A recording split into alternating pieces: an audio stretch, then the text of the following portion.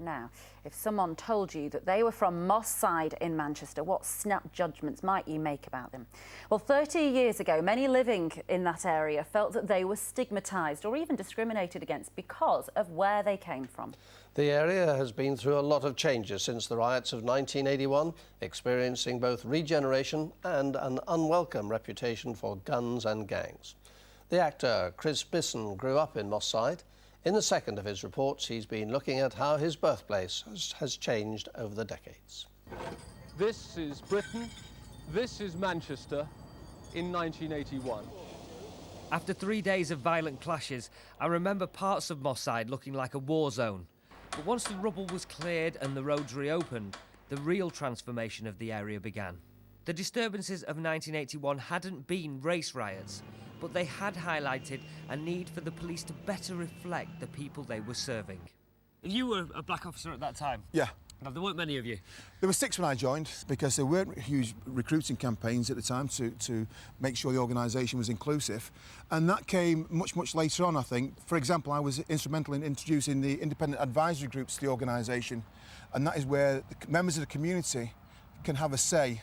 We did things like got them to change their stop and search procedures, and they started to work very cooperatively with the community, and it has made a difference. In the 1990s, £400 million of public and private money poured into the area for regeneration projects. Moss Side needed to improve its public image. I know, because when I tell people I'm from Moss Side, they immediately think of gangs and guns and say, "Oh, it's rough round there." So the geography's changed and the landscape has changed, and some people it's unrecognisable.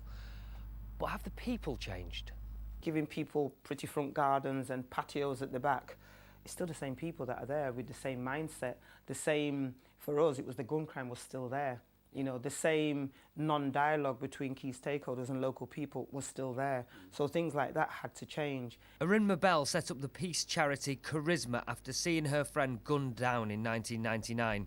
Through groups like this, the community began to work more with the police that they once distrusted, and gun crime has fallen by 89% over the last 8 years. Unfortunately, unemployment is on the rise again, just as it was at the time of the riots. How has it all benefited the young people of the area?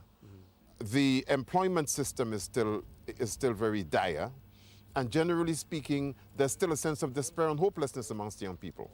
Some are more optimistic. Now, you've never seen anything like that. Can you imagine how bad things would have to get for this whole school to go out and start setting fire to things? Pretty bad.